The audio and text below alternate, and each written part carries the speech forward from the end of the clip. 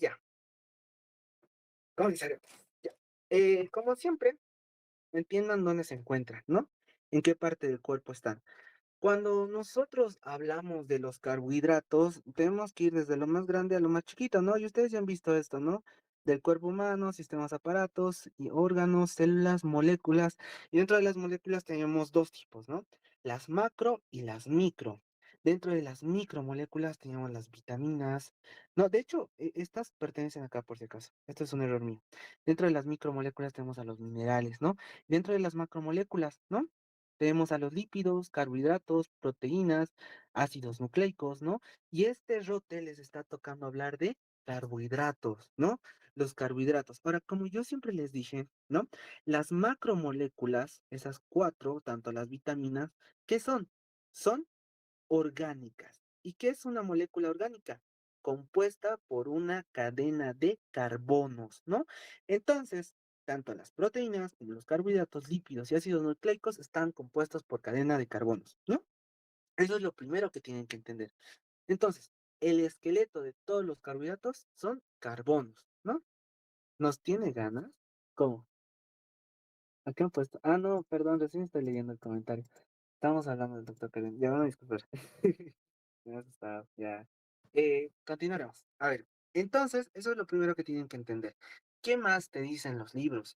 Que los carbohidratos son polioles, ¿no? ¿Qué es un poliol? Simplemente son alcoholes, ¿no? Entonces, no solo van a estar compuestos de carbonos, sino también van a estar compuestos de alcohol, OH. Entonces, siempre van a ver a los carbohidratos con su carbono, su grupo OH y su hidrógeno, ¿no?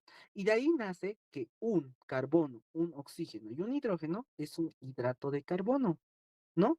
Entonces, por eso incluso otros libros te dicen que los carbohidratos son moléculas formadas por hidratos de carbono, ¿no? Porque tienen carbono, hidrógeno y oxígeno. Y también tienen polioles, ¿no? Así de simple, ¿ya? Entonces, cuando hablamos nosotros de carbohidratos, tenemos que entender algo. Uno, es la molécula más abundante de la naturaleza, ¿no? Y dentro de los organismos tienen funciones tanto metabólicas como estructurales, ¿no? Y para esto vamos a profundizar, esto se los estaba haciendo recién, ¿no? Primero, los carbohidratos van a estar tanto en animales y en plantas, como también en hongos, como también en microorganismos, y han debido ver ahí, ¿no? Los lactasa positivos, los aeróbicos, los anaeróbicos, ¿no? Diferentes tipos de bacterias. Pero estamos hablando ahorita de bioquímica. Cuando nosotros hablamos, por ejemplo, de las plantas, ¿por qué las menciono las plantas? Porque son la fuente principal para nosotros de carbohidratos. Cuando nosotros hablamos de las plantas, por ejemplo, necesitan dos cosas, agua y dióxido de carbono, ¿no? ¿Qué hacen? Utilizan 6 moléculas de agua, 6 moléculas de dióxido de carbono y utilizan a quién como enzima, entre comillas, a la luz, a la energía solar.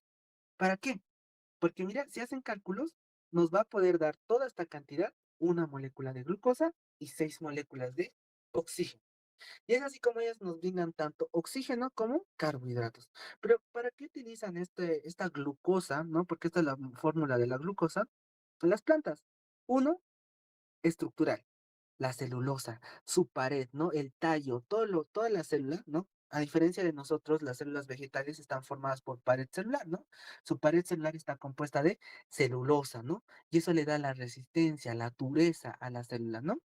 Entonces, tiene una función estructural en la planta. ¿Y cuál es la siguiente? Dar energía, porque estas plantas también almacenan esta glucosa para retener energía. ¿En qué? En almidón, ¿no? En almidón. Entonces, preguntas de examen, chicos. Eh, ¿Cuál de los siguientes es un carbohidrato estructural? Celulosa. ¿Cuáles de los siguientes es de almacén? Almidón. Y hay varios, y vamos a mencionar más a rato, ¿ya? Mucho más. ¿Ya? Ahora, hablando de los animales, nosotros, ¿no? ¿Cómo consumimos la glucosa? A partir de la alimentación, ¿no? Como por ejemplo, de las plantas, ¿no?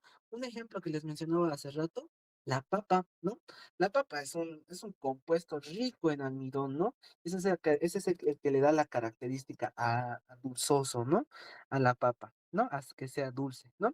Después nosotros también podemos formar glucosa a partir de qué? De ácidos grasos y aminoácidos. Ya lo hemos visto, ¿no? Ya lo hemos visto. ¿Qué pasa, no? La glucosa entra, ¿no? Dentro del tubo digestivo y es transportado ¿por qué? Por proteínas transportadoras. Ahora, aquí tienen que acordarse bien de los GLUTs, ¿no? Tenemos dos tipos de transporte, ¿no? Creo que aquí está. No, no está. Ya, tenemos dos tipos de transporte. Uno por difusión facilitada y otro que es por cotransportador, ¿no? Cotransportador.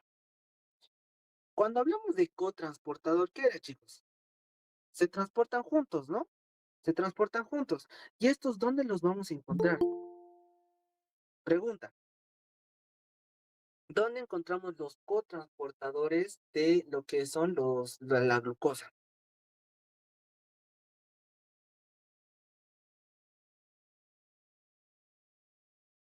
Si se acuerdan, difusión facilitada, la mayoría de órganos.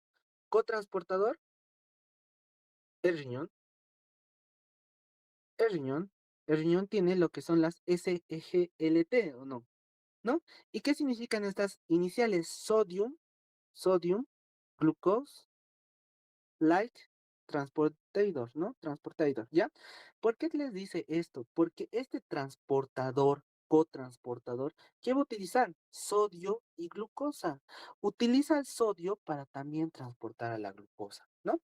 Esto lo vemos a nivel renal. Y ahora, difusión facilitada. Lo que mayormente pregunta el doctor en base a lo que son transportadores, se tienen que saber de memoria los múltiplos del 4. ¿Por qué? Porque el 4, el 8 y el 12 son dependientes de insulina. ¿Y por qué son dependientes de insulina? Ah, se encuentran en las células beta pancreáticas, por si acaso, ya se encuentran en las células beta pancreáticas y en el hígado, ¿ya? Las GLUT tipo 4. Ahora entenderemos un poquito esto. ¿Qué va a pasar? La glucosa llega, la glucosa llega, la glucosa va a producir ATP, ¿no? El ATP.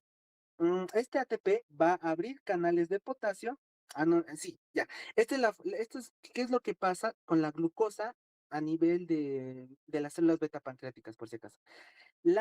Este ATP activa canales de potasio dependientes de ATP, lo que permite que entre calcio.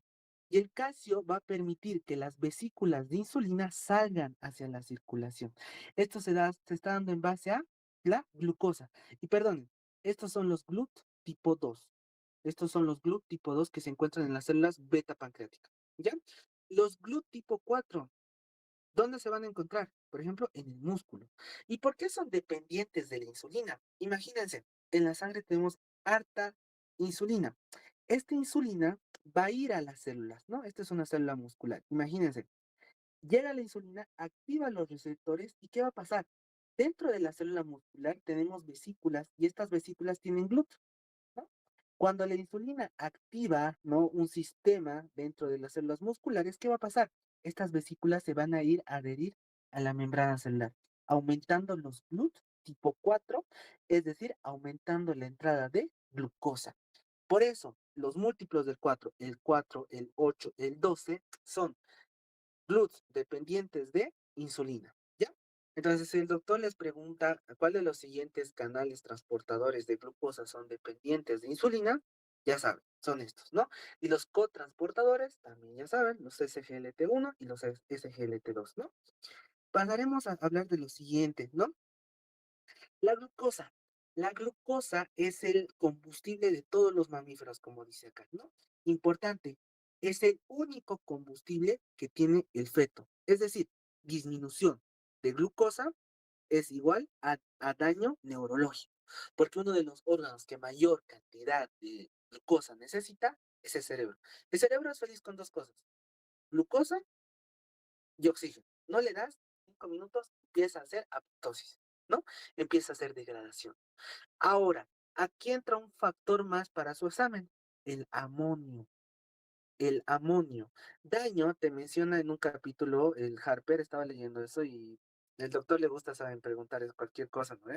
Daño a nivel del hígado va a permitir que la, la degradación tanto del ciclo de la urea de los aminoácidos no se dé, porque la mayoría se da en el hígado. Entonces no se va a dar la degradación bien y correcta de los aminoácidos, lo que va a producir un aumento de ¿qué? Del amonio.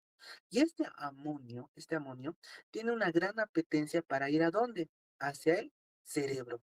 Y en el cerebro, el amonio es un inhibidor del ciclo de Krebs, por si acaso. El amonio inhibe la alfa-cetoglutarato deshidrogenasa. Al inhibir eso, va a inhibir que el cerebro utilice energía y por ende va a causar daño neurológico, ¿no? Por una hiperamoemia, ¿no? Entonces, inhibidor del ciclo de Krebs también es el amonio, a ese nivel actual, ¿vale? Eso queda claro. Enfermedades relacionadas con los carbohidratos. Diabetes mellitus, obvio, ustedes ya saben, galactosemias. Enfermedades de almacenamiento de glucógeno. El Guara les debió dar, o vean en las tablas, siempre va a preguntar el doctor las enfermedades de almacenamiento de glucógeno. Sí o sí, esto va a ser pregunta, ¿ya? Denle mucha importancia a la tablita que hay. Les voy a mandar, ¿ya? La enfermedad de Fabry y todas ellas, ¿ya? Por último, la intolerancia a la lactosa, ¿no? ¿Qué pasa con la intolerancia a la lactosa? Nuestra mucosa intestinal, como ustedes saben, tiene lo que son disacaridasas en su cepillo, ¿no? En su borde en cepillo. Si hay la ausencia de la disacaridasa, específicamente la lactasa, no se va a destruir o degradar la lactosa. Y ahora agarran la lógica. Todos los carbohidratos entran en forma de monosacárido y la lactosa es un disacárido, entonces no va a entrar. Y la lactosa está formada de glucosa y galactosa, ¿no? ¿Qué hace la glucosa? Tiene un gradiente osmótico. Entonces, como no se está degradando, ¿qué va a hacer? El agua de nuestro cuerpo, bueno, del intestino, en otras palabras, lo está jalando hacia el tubo digestivo, lo que va a causar diarrea, ¿no? Y este es el mecanismo por el cual se forma lo que es eso es lo que ocasiona la intolerancia a la lactosa, ¿no? Una diarrea. Ahora, ¿qué cosas más tienen que saber de esta parte? Los carbohidratos se encargan de dar entre el 45 a 65% de la energía diaria de nuestro cuerpo. Los podemos clasificar en qué? Monosacáridos, disacáridos, oligosacáridos y polisacáridos, ¿vale? Polisacáridos. Aquí creo que he puesto imagen de un ratito. Ya. Ah, ya. Lo que les mencionaba, igual el doctor ha puesto esto en sus diapositivas por si acaso. El glucógeno tiene un peso de 666,6 gramos mol, ¿ya? Por si acaso cositas que pone el doctor en sus diapositivas, ¿no? Y almacén. Ahora, aquí podemos también hablar, según Harper, te menciona tres términos: el glucoma, la glucómica y lo que es la glucobiología. ¿Qué es el glucoma? El conjunto de carbohidratos que están en todo nuestro cuerpo, unidos o no unidos a otras macromoléculas. Pero es el conjunto, ¿ya? ¿Qué es glucómica? El estudio de la glucoma, ¿ya? Cuidado con estas palabritas, glucoma y glucómica. ¿Y qué es la glucobiología? Estudiar las funciones. Entonces, palabras esenciales. Glucobiología, funciones. Glucoma, el conjunto de todo nuestro cuerpo, ¿no? De glucosa, de carbohidratos, perdón. Y la glucómica, el estudio del glucoma, ¿ya? Con eso acabamos la primera parte. Ahora, ¿qué más? Estos son datitos interesantes. Mientras una molécula tenga más cantidad de grupos OH, va a ser más dulce, ¿no?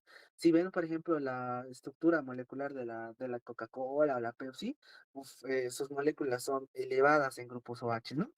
Ahora, algo más que tienen que entender es que la glucosa, bueno, los carbohidratos son las moléculas orgánicas más abundantes en la naturaleza, ¿ya? Y el monosacárido más importante es la de glucosa, ¿no? Y vamos a entender cada cosita de esa parte, ¿no? ¿Qué más? Ya les he mencionado esto. Ah, ya. El Harper, por si acaso, en vez de ponerte 45 no, en una pregunta del doctor ha entrado esto de cuánta energía te dan los carbohidratos. Y dentro de las preguntas te ponía 40 a 60%, ¿vale? Por eso, estas cositas pregunta el doctor por si acaso. Tengan mucho cuidado. Pasaremos a la siguiente. Clasificación de los monosacáridos, perdón, clasificación de los carbohidratos. Tenemos cuatro clasificaciones. ¿Cuál es en la que se encuentra en mayor cantidad en la naturaleza? Los polisacáridos. Hablamos de polisacáridos cuando son mayor a 100, incluso pueden ser miles, ¿no? Esos los encontramos ¿en dónde? Almacenados en el glucógeno en los animales. Y en las plantas, almidón, ¿no? También podemos hablar de los dextranos o el glucógeno, ¿no? Como les estaba diciendo. Después tenemos a los oligosacáridos. Ahora, cuando nosotros hablamos de oligosacáridos, hablamos de importancia médica la sangre, ¿no? Lo vamos a ver más rato, ¿no? La sangre. Después los disacáridos y los monosacáridos, ¿no? Empezaremos a hablar de los monosacáridos. Son lo que mayormente pregunta el doctor en examen. Primero, como les digo, el monosacárido más abundante es la de glucosa, ¿no? Para empezar, los monosacáridos igual los volvemos a reclasificar. ¿Depende a qué? Al número de carbonos y al grupo funcional, ¿no? Entonces tenemos dos formas de clasificar a los monosacáridos. Número de carbonos, grupo funcional. ¿Y cuál es el sufijo que se le da a esto? Osa, ¿no? Dependiendo del número de carbonos, nosotros ponemos el sufijo osa. Si son tres carbonos, tri-osa. Si son cuatro, tetra-osa. Si son cinco, pentosa, hexosa, heptosa, nanosa, ¿no? Ahora, depende al grupo funcional. Tenemos dos grupos funcionales. Miren, uno que es el aldehído, y otro que es la cetosa, cetona, perdón, la cetona. Ahora, estos dos grupos tienen una característica, y acuérdense de esto. A de afuera, que está afuera de la molécula, ¿no? Viendo hacia afuera, y C de cetona de centro, que está al centro de la molécula, ¿no?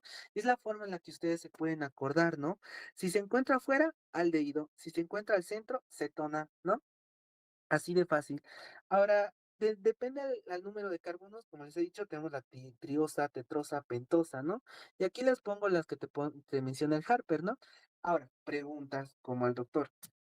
Mencione cuáles son las triosas, las triosas más con menor peso molecular, gliceraldehído y dihidroxiacetona. ¿Cuál de estas es más importante? La dihidroxiacetona. ¿Por qué? La gliceraldehído, y acuérdense, esto igual, dentro de las triosas tenemos estas dos. Esta va a seguir la glucólisis, ya, normal, pero la dihidroxiacetona puede formar lo que es la lipogénesis. Entonces, ¿cuál es la triosa relacionada con la lipogénesis? La dihidroxiacetona, ¿vale? Ténganlo muy en cuenta esa parte, ¿ya? Continuaremos. Ya. Guyton, por ejemplo, van a ver que hay un tema que no lo llevan en la cátedra, pero igual, o sea, si tienen la oportunidad de leer, hay una parte que es metabolismo del cuerpo humano, que te menciona, bueno, te dice lo que ustedes ya saben, ¿no? Una molécula de glucosa pesa 180 gramos, eso es un mol, ¿no? Pero un mol de glucosa tiene 686 kilocalorías, ¿no? En general, una molécula de glucosa. Ahora, nosotros analizaremos algo. En la cadena transportadora de electrones estamos generando 32 ATPs. 32 por 7, calculen ustedes que ese sería el resumen de la cantidad de kilocalorías que estamos generando por una molécula de glucosa. Si no me equivoco, era 456.000, creo. No me acuerdo bien, ¿ya?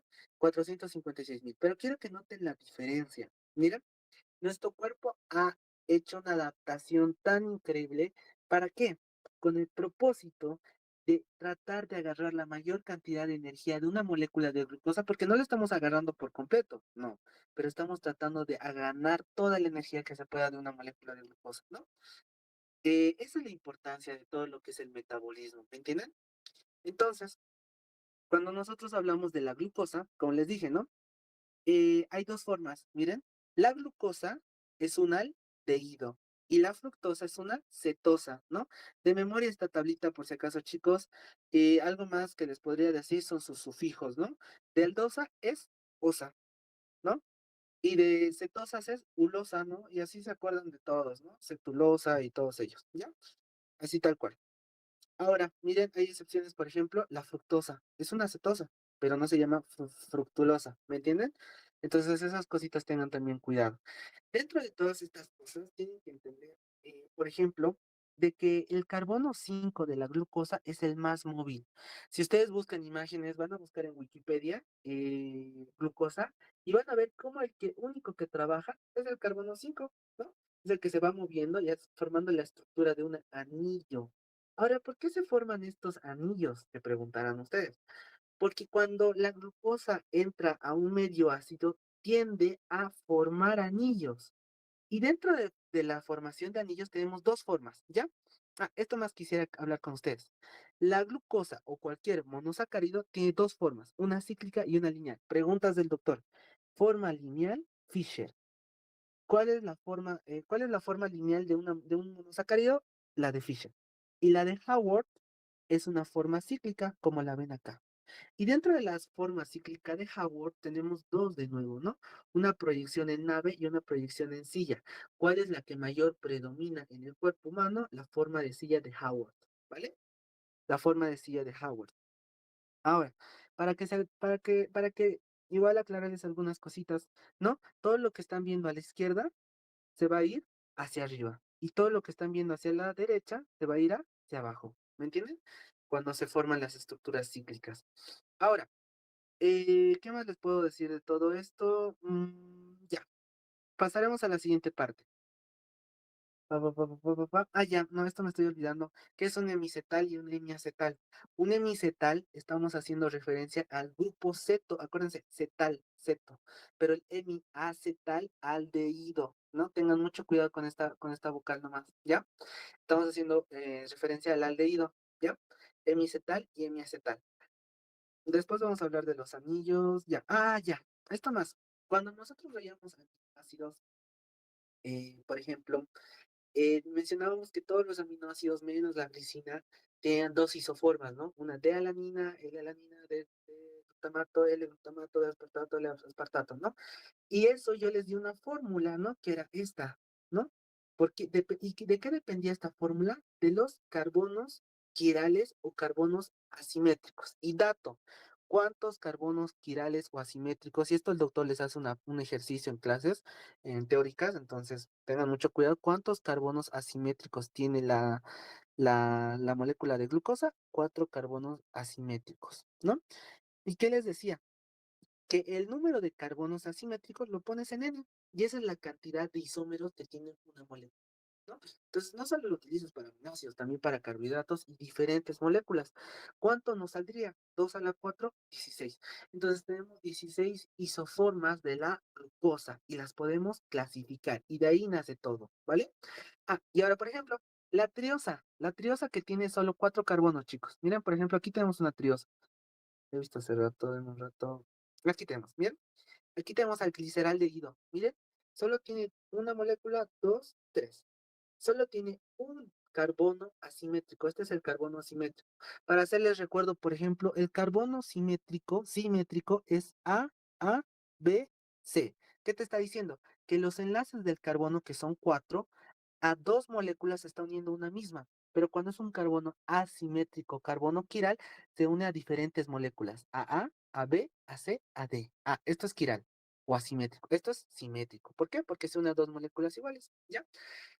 Y las triosas solo tienen dos isómeros, ¿no? La L y la D, ¿vale?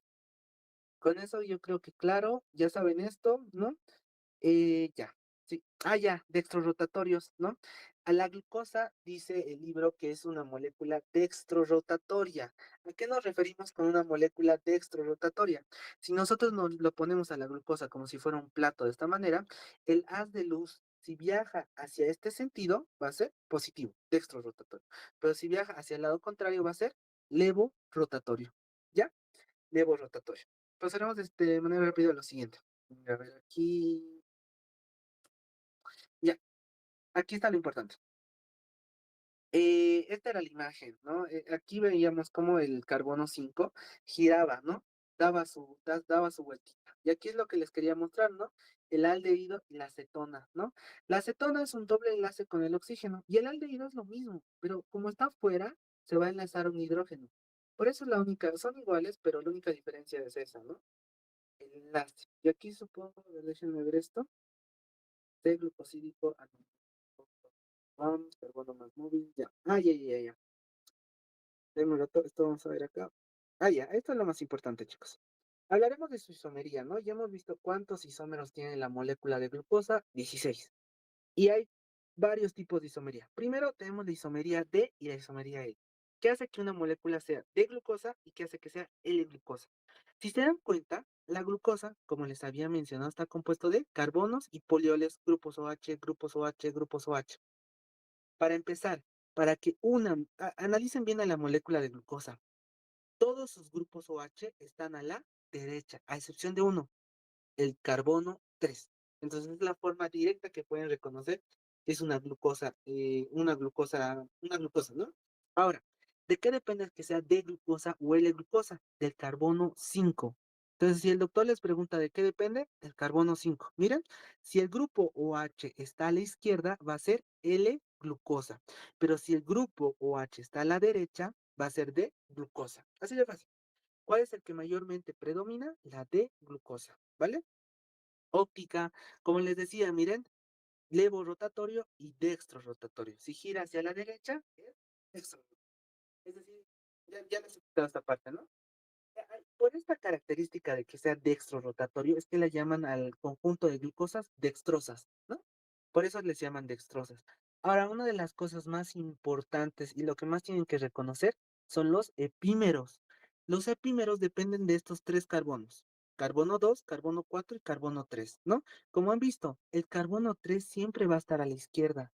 Y miren, estos son sus epímeros de la glucosa. Si no me equivoco, esto ha entrado al examen y esta es una de las preguntas más fáciles, ¿no? ¿Cuál de los siguientes es el epímero de la glucosa del carbono 4 que mencionaba el doctor, ¿no? Entonces también tienes que saber qué carbono se está moviendo. Para eso quiero que analicen a las tres moléculas. La glucosa, como les había dicho, todas a la derecha menos el carbono 3.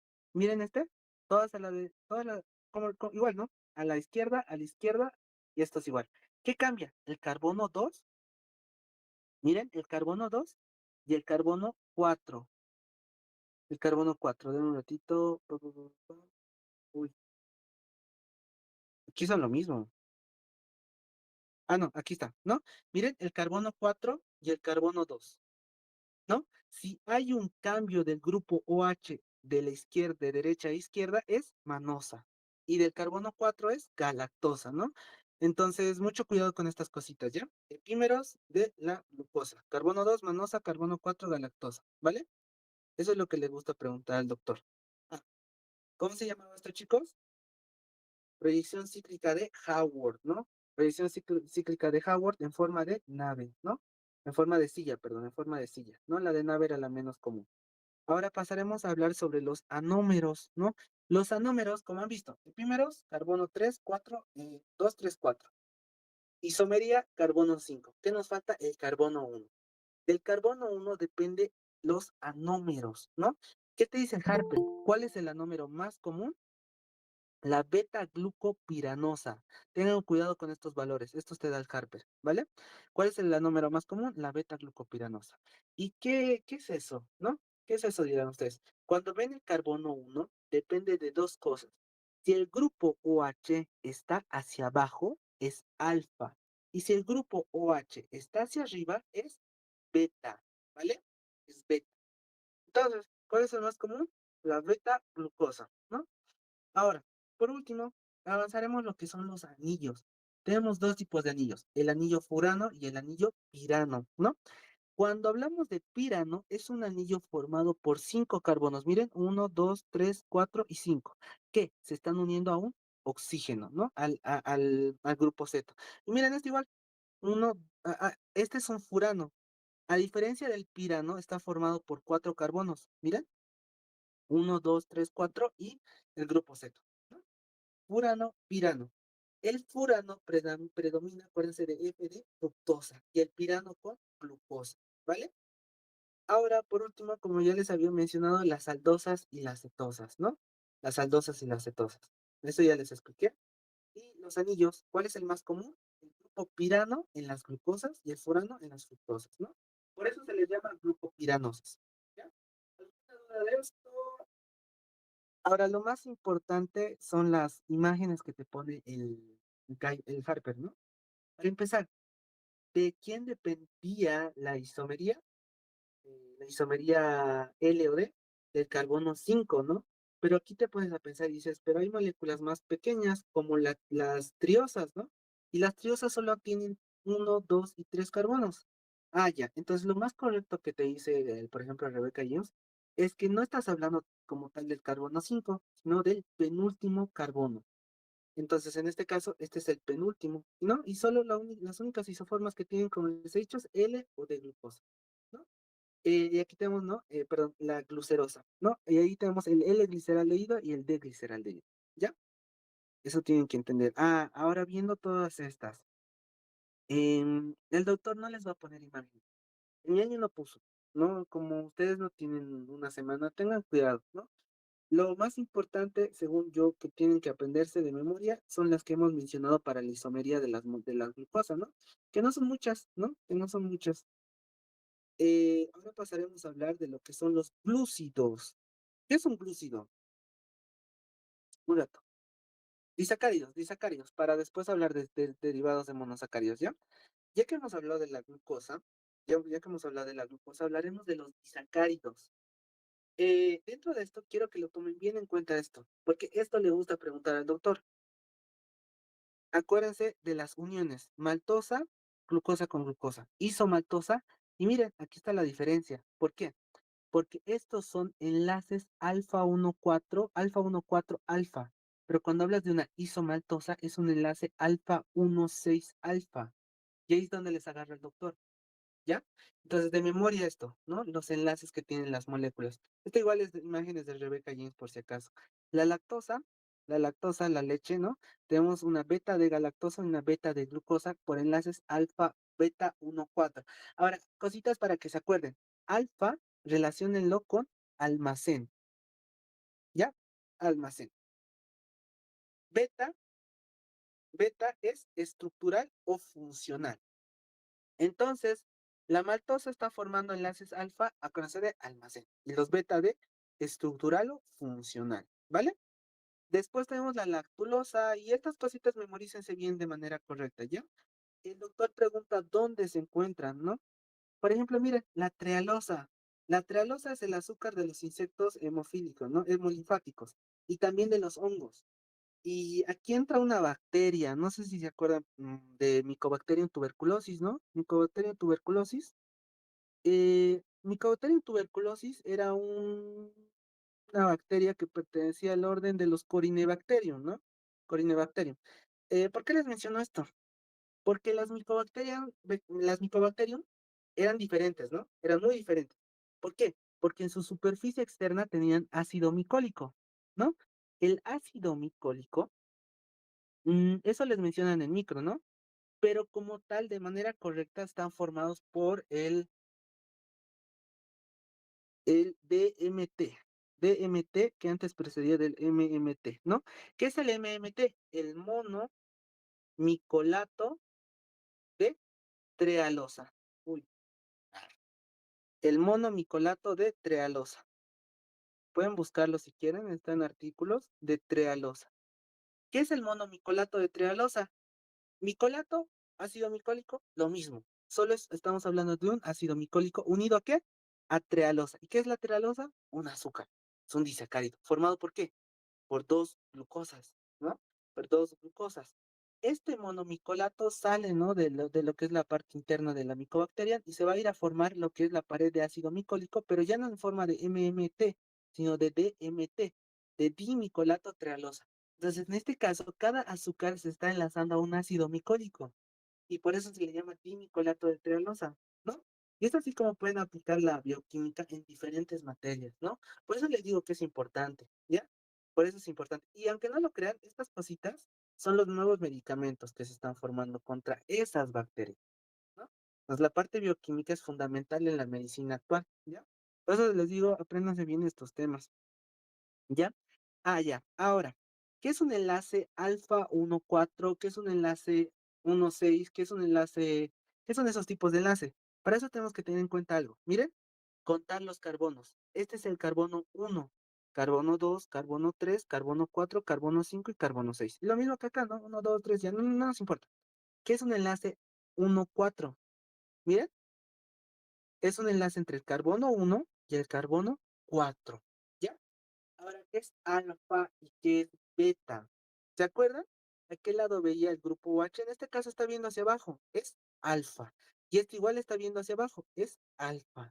Entonces los dos son un enlace alfa 1, 4, alfa, ¿no? Pero imagínense esto. Creo que tengo una imagen.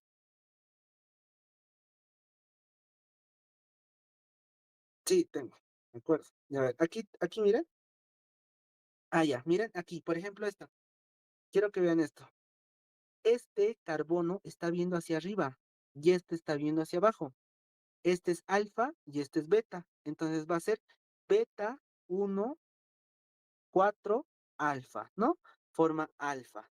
Ahora, tenemos otro, la isomaltosa. La isomaltosa te dice que es un enlace 1,6. ¿Por qué? Porque se está uniendo al carbono 6 y al carbono 1. ¿Y qué importancia tiene este enlace de enlace 1,6? Porque este forma los enlaces ramificantes del glucógeno. ¿Por qué? Porque la estructura está yendo así y esta está yendo así. ¿Me entienden? Entonces, para formar las ramificaciones del glucógeno es un enlace alfa 1,6, ¿ya? El enlace alfa 1,6. Pasaremos a hablar de los oligosacáridos. Cuando nosotros hablamos de los oligosacáridos, tenemos que hablar de lo que es la sangre, ¿no? Cuando hablamos de la membrana celular de la sangre, nosotros tenemos proteínas, ¿no? Las glucoforinas, como les mencionaba en clase, tenemos la glucoforina A, la glucoforina B. La glucoforina C era la que servía para la estructura del eritrocito. Pero, y la glucoforina A y B son las que mayor predominancia según tienen los antígenos ABO. Los antígenos ABO no son nada más que carbohidratos, entonces también los carbohidratos representan la antigenicidad de alguna molécula o alguna célula o alguna bacteria, ¿no? Entonces, miren, aquí podemos ver lo que son el grupo O, el grupo A, el grupo B y el grupo AB. Aunque no lo crean, muchos les han enseñado que el grupo O no tiene antígenos, no hay, porque tiene el antígeno H, ¿no? ¿Cuál es el grupo, cuál es el antígeno del grupo O? El antígeno H. ¿De qué está formado? Miren, todos están formados de una glucosa, de una acetilglucosamina, de dos galactosas y una fucosa, ¿no? Pero, ¿qué diferencia con el grupo A? Simplemente se une una N-acetilgalactosamina. ¿Qué diferencia con el grupo B? En vez de la N-acetilgalactosamina es otra galactosa. ¿Y qué es el grupo AB? La unión de los dos tienes, ¿no? Ahora, ¿de qué depende esto? De una, de los, de las enzimas, ¿no? Las enzimas que se encargan de transportar lo que son estos, ¿no? ¿Y cuáles son esas? Las glucosiltransferasas, ¿no? Tenemos la glucosiltransferasa A y la glucosiltransferasa B. ¿Qué transporta la glucosiltransferasa B? La galactosa, y eso va a ser antígeno B. ¿Y qué es la glucosiltransferasa? La N-acetilgalactosamina, ¿no? Entonces todo depende no tanto de, o sea, ustedes dirán, ¿por qué entonces se enlazan estos acá si son carbohidratos? En general dependen de enzimas, enzimas que se encargan de representar de manera fenotípica la expresión de ellas, ¿no? En este caso, simplemente estas enzimas están haciendo que haya un cambio en la sangre y puedan crear reacciones hemolíticas, ¿no? Cuando hay, cuando hay una mala transferencia de sangre, ¿no? Y aquí lo que les digo, ¿no? Las glucoforinas, ¿no? 130, la glucoforina más importante del eritrocito, ya, eso sería, ¿ya? Ahora la ahora hablaremos de póligo y ahora hablaremos de polisacáridos, ¿ya? Esta imagen les pone el doctor en sus diapositivas, se han debido dar cuenta. Cuando hablamos de polisacáridos, tenemos también los estructurales, ¿no? Cuando nosotros hablamos, por ejemplo, de los de reserva, ustedes ya han visto, son solo tres. Primero tenemos al almidón, al glucógeno y a los dextranos. ¿El almidón dónde? En plantas. Y el glucógeno en animales. Y los dextranos tanto en animales y plantas. Entonces, esto de memoria, chicos. Esto de memoria. Después tenemos los estructurales y dentro de los estructurales tenemos a la celulosa y la quitina, pregunta del doctor. ¿Ya? ¿Por qué se llaman también homopolisacáridos? Porque están formados netamente de un monosacárido, ¿no? ¿Y cuál es ese monosacárido? La glucosa, ¿no? Entonces estas moléculas, específicamente las de almacén, están formadas netamente de glucosas. Y estas estructurales igual.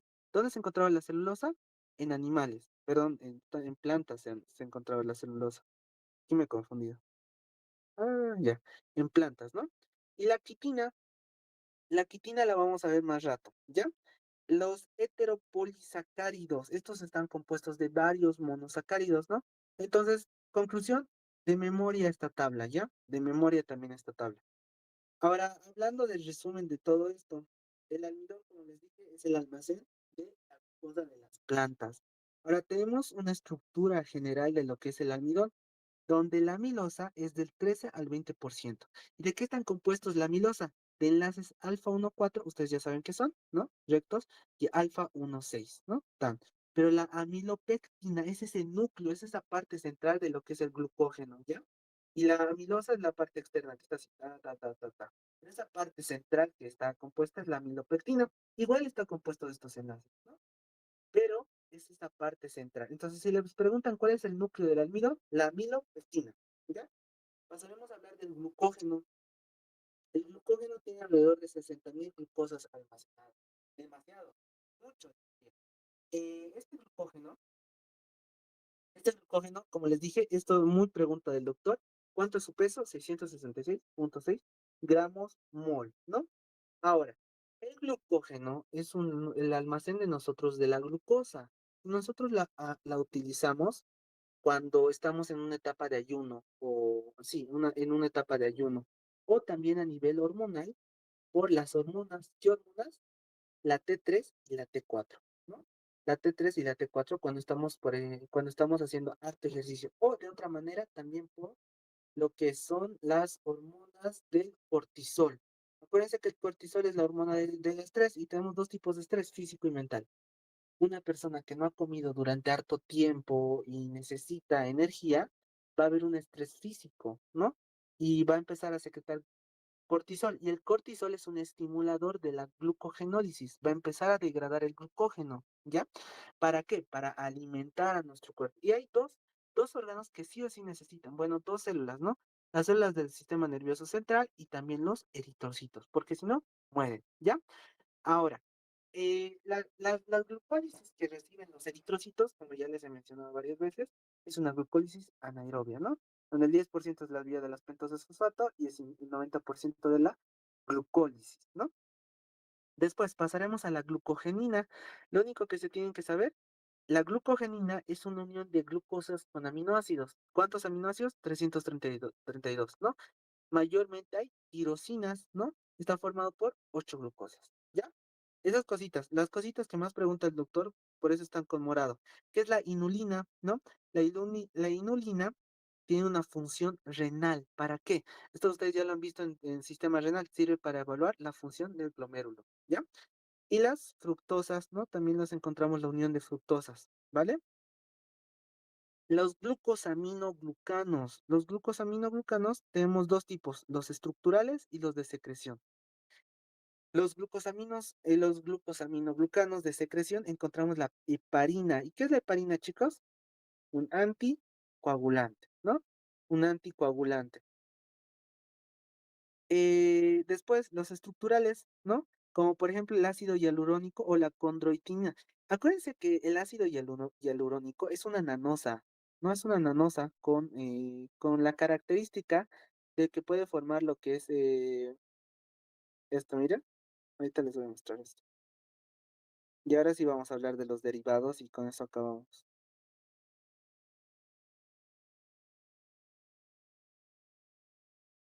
El ácido neuroamínico, estoy buscando ahí una imagen, creo. No me Ya no hay. GG. Seguiremos. El ácido neuroamínico. Este ácido ciálico derivado de eso, lo encontramos en grandes partes de nuestro cuerpo y tiene una funcionalidad tan importante. Por ejemplo, el virus de la influenza,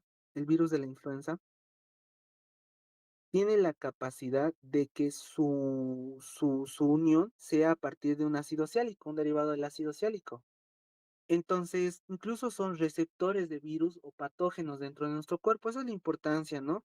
También tiene una función importante a nivel de los tejidos conectivos, ¿no? Por ejemplo, los condrocitos, ¿no? Entonces, tiene ese tipo de funciones. Ahora hablaremos de los derivados de los monosacáridos. Hasta ahí al menos alguna duda que tengan,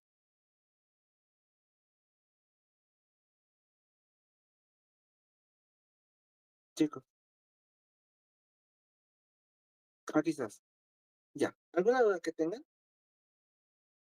Ya. Continuaremos. Con esto vamos a acabar. Cuando nosotros hablamos de los glúcidos son simplemente una condensación entre grupos hidroxilo y también de lo que es otros monosacáridos, ¿no? Como por ejemplo la glucona, ¿no? La característica que vamos a ver, por ejemplo, acá, miren, como les digo, ¿no? Es la condensación de grupos OH de los monosacáridos. En este caso, estos grupos OH se van a unir.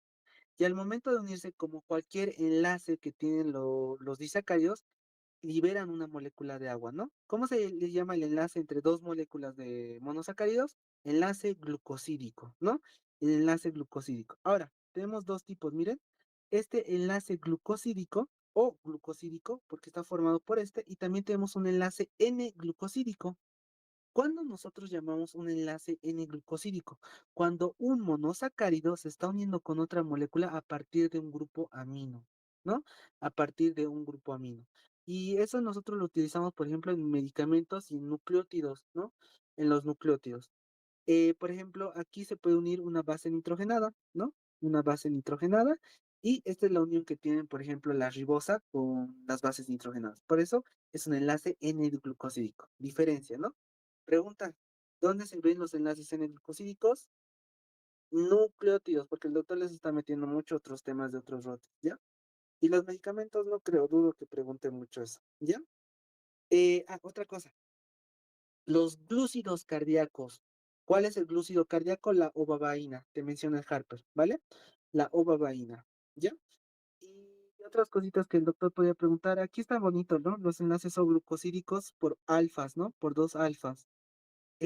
Otra cosa, hidrólisis, condensación, ¿no? Hay algo más que quiero que entiendan de esto. Los carbohidratos también pueden añadirse grupos, ¿ya? Pueden añadirse grupos, por ejemplo, en un glúcido, como les había mencionado, grupos OH, o también en glucoronatos se pueden añadir grupos carboxilo. Esos son derivados, porque son monosacáridos que han sufrido modificaciones. La adhesión de grupo carboxilo, gluconatos, glucoronatos, y duronatos, ¿no? Todo depende en qué posición estén, ¿no? Y también de grupos OH, glucosídicos, ¿no? Esa es la única diferencia entre estos dos, ¿ya? Y esos son los derivados de los sacáridos. Otras cosas que tienen que estudiar, chicos, no más, no más, no estudien más. Y aquí están las preguntas del doctor, ¿ya? Creo que te puse de mi gato, ya. Estas preguntas hecho el doctor. ¿En qué magnitud es el aporte energético de los carbohidratos en los seres humanos? 40 a 60%. ¿Qué tipo de enlace forma la molécula de la lactosa? Por eso les digo, apréndanse de memoria. Enlaces beta 1,4. Acuérdense que los alfa son de almacén, ¿vale? Miren, otras preguntas. El disacárido trealosa, ¿no? Como les he mencionado, ¿no? Está formado por glucosas, ¿no? Eso lo vemos en los ácidos micólicos y en el esqueleto de los insectos, ¿no? Después, por su composición, la heparina es considerada como un mucopolisacárido. Y eso les he mencionado al último, ¿no? Los mucopolisacáridos. Después, la galactosemia se produce por un defecto en la enzima transferasa. Bueno, eso me olvidó decirles. Y por último, ¿cuántas moléculas de ATP produce el ácido araquidónico? 134. Esta pregunta del ácido araquidónico es de ácidos grasos, por si acaso. ¿Ya? Se me ha pasado. ¿Ya? Entonces, eso sería, chicos. Así entran las preguntas del doctor en base al tema, ¿no?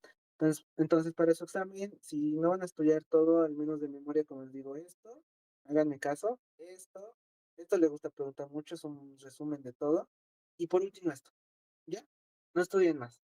Espero que les haya servido, chicos. Estoy cansado.